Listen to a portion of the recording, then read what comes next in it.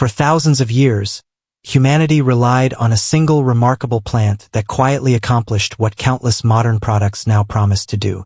Long before supermarkets, laboratories, or colorful bottles filled bathroom shelves, this extraordinary plant washed hair until it felt fresh, cleaned everyday clothing, protected delicate silk, restored rough wool, and even helped keep the famous garments of ancient Rome spotless.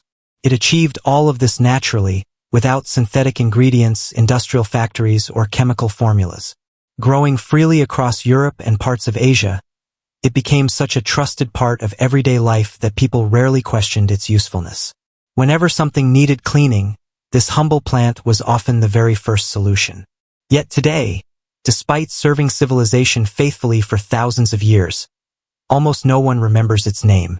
That forgotten plant is known as soapwort, scientifically called Saponaria officinalis. Its name itself reveals its purpose, coming from the Latin word sapo, meaning soap.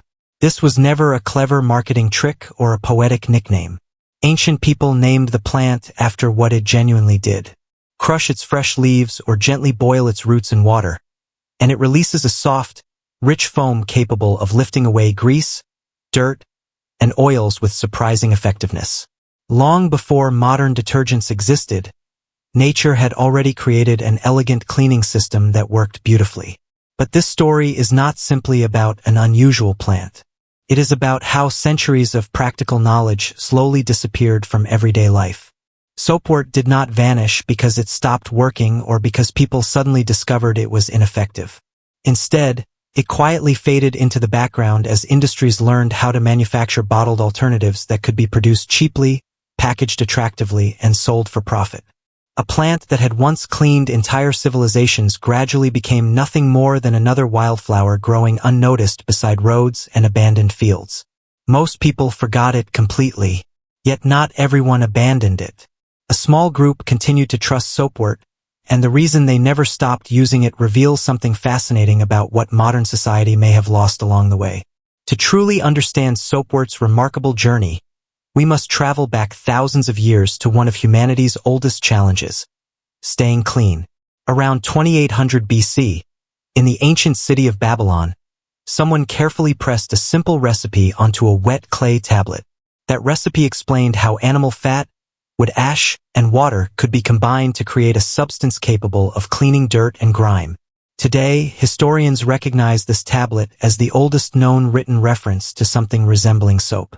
It reminds us that people have always searched for better ways to wash themselves and the world around them. Since the earliest civilizations, humans experimented with whatever nature placed within reach. Animal fats, ashes from cooking fires, mineral salts, and countless plants all became valuable tools in this endless search for cleanliness. Across Mesopotamia, Egypt, Greece, and many other ancient cultures, people made an important discovery. Certain plants produced a slippery, foamy liquid whenever their roots or leaves were crushed in water. Although they could not explain the chemistry, they quickly recognized the results. Ancient Egyptians, famous for their dedication to cleanliness and personal care, embraced these plants with remarkable skill. They used soapwort to cleanse their hair, often blending its gentle foam with nourishing animal fats that helped keep hair soft and healthy, while citrus juices added extra freshness. They also combined plant oils with naturally alkaline salts to create cleansing mixtures for skincare. For the Egyptians, grooming was never simply about appearance. It represented discipline, identity, spirituality, and social standing. Every plant chosen for these rituals served an important purpose, and soapwort earned its place through generations of proven effectiveness. Meanwhile, thousands of miles away, another advanced civilization was developing remarkably similar ideas. In the Indus Valley, archaeological discoveries dating back roughly 2500 BC reveal that people had already mastered sophisticated plant-based hair care. They blended natural soapberries with shikakai, a plant whose very name translates to fruit for hair, together with amla, the nutrient-rich Indian gooseberry celebrated for strengthening the scalp and improving hair health. This powerful combination cleaned hair gently while preserving its natural condition, achieving results that modern products still attempt to replicate today. Even the word shampoo traces its origins back to this ancient tradition. It evolved from the Sanskrit word champ, meaning to massage or knead, eventually entering the English language through Hindi centuries later. Every time we use the word shampoo today, we unknowingly preserve a small piece of that ancient wisdom. Whether it was soapwort in Europe or soapberries in India, these plants shared one extraordinary secret. They all contained natural compounds called saponins. These remarkable molecules function much like the synthetic surfactants found inside nearly every modern shampoo bottle. One end of each saponin molecule naturally bonds with water, while the other attaches itself to grease and oil. As the mixture is stirred or rubbed, these tiny molecules pull dirt away from skin and hair, allowing it to rinse away effortlessly.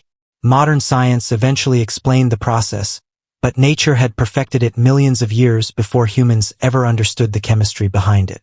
Ancient civilizations never knew the scientific details, yet their careful observation allowed them to build entire traditions around one incredible gift from the natural world. The Romans never understood the scientific explanation behind soapwort's cleaning power, but they didn't need laboratory research to recognize remarkable results. Through everyday experience, they discovered that this simple plant worked incredibly well, so they intentionally cultivated it in gardens throughout the empire instead of relying only on wild patches.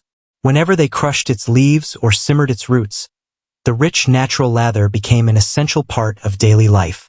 Public bathhouses, which served as the social heart of Roman cities, welcomed thousands of visitors every day, and soapwort quietly became one of the trusted tools that helped maintain personal cleanliness long before hygiene became a scientific discipline. Roman families noticed something else that made the plant even more valuable. Unlike many harsh soaps made from animal fats and ash, soapwort cleaned gently without stripping away the body's natural oils. Women especially appreciated this quality before important festivals and religious celebrations, where beautifully prepared hair symbolized elegance and respect. Historical accounts describe Roman women carefully washing their hair with plant-based cleansers before decorating it with flowers during sacred ceremonies honoring their gods. The soft foam left hair fresh, healthy, and easy to style without causing dryness or damage, making soapwort stand apart from many other cleaning methods available at the time. Yet its greatest contribution was not found in Roman bathhouses at all. While people admired its ability to cleanse skin and hair, another profession quietly depended on it for survival. Across the ancient world, textile workers faced an enormous challenge every single day. Freshly woven wool contained natural grease, dirt, and impurities that had to be removed before the fabric could be transformed into clothing. This delicate process demanded a cleaner strong enough to remove stubborn oils but gentle enough to avoid destroying valuable fibers. Use anything too harsh, and the wool became weak, brittle, or faded. Entire rolls of expensive fabric could be ruined in a single mistake. Soapwort solved this problem almost perfectly. Workers carefully harvested the plant's roots, soaked them in water, and extracted the rich, saponin-filled liquid before immersing freshly woven cloth into large wooden tubs. The fabric was then worked by hand or, more commonly, trampled underfoot for hours until every trace of grease disappeared. Different regions gave this process different names, but the method remained surprisingly similar because nothing else produced the same reliable results. Other cleaning options certainly existed, yet many were unpleasant and far less desirable.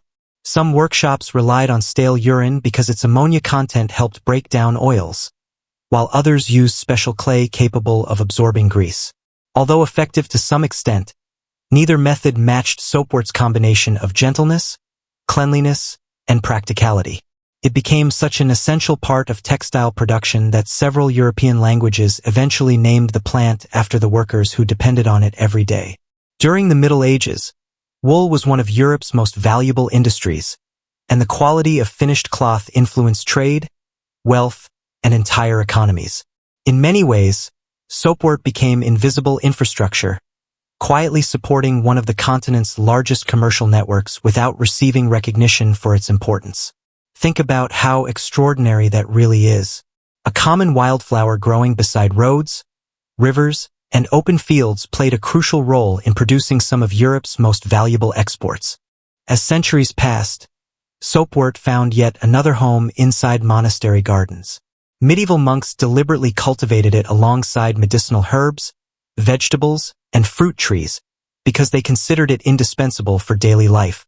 These monasteries functioned as centers of learning, medicine, agriculture, and practical knowledge, carefully preserving useful plants through generations. Soapwort earned its place because it performed multiple essential tasks with remarkable reliability. Historical records suggest that some religious communities even used its cleansing solution to disinfect wounds and maintain hygiene, while farmers in alpine regions washed sheep with it before shearing to soften wool and improve its quality. Even today, traces of these ancient gardens can still be found, where soapwort continues growing in places first planted hundreds of years ago. Its usefulness extended far beyond monasteries and wool production. As fashion evolved throughout Europe, wealthy families began wearing increasingly delicate garments decorated with intricate lace, embroidery, and fine fabrics that could never survive harsh alkaline soaps. Soapwort once again proved unmatched. Its mild natural lather removed dirt while protecting fragile fibers and preserving their beautiful appearance. Instead of fading colors or weakening threads, it often left fabrics looking brighter and softer than before. That same gentle cleaning ability would eventually become the very reason modern museum conservators continue trusting soapwort centuries later. Although most people abandoned it, specialists responsible for protecting priceless historical textiles never forgot what generations before them had already learned through experience.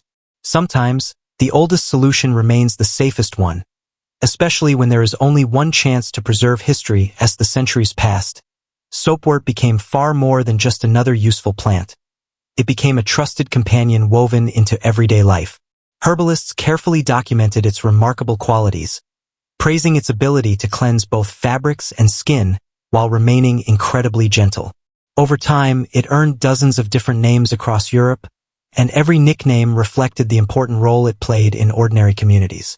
Some people called it latherwort because of its rich foam, while others knew it as Fuller's herb, honoring the textile workers whose livelihoods depended on it.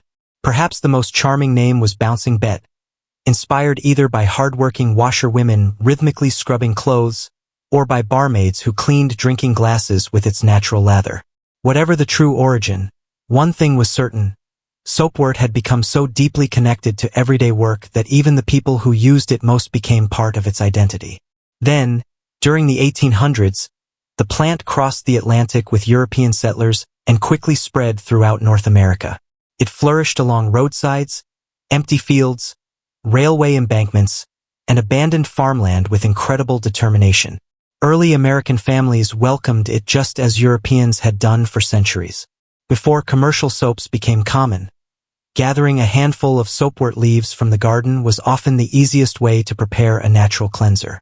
The process was wonderfully simple. Boil the leaves and roots, strain the liquid, and use it to wash hair, clothing, dishes, or even hands. It required no factory, no expensive ingredients, and no complicated preparation. For more than 2,000 years, generation after generation trusted this humble plant because it consistently delivered exactly what people needed. No one questioned its value because it was effective, freely available, and passed down through family traditions as naturally as cooking or farming. But everything was about to change. In just a few short decades, a plant that had served civilizations for millennia would almost disappear from daily life. Not because it stopped working, but because the world discovered a far more profitable way to sell cleanliness. That moment marked the beginning of a transformation that would forever change the way people washed their hair and viewed natural solutions.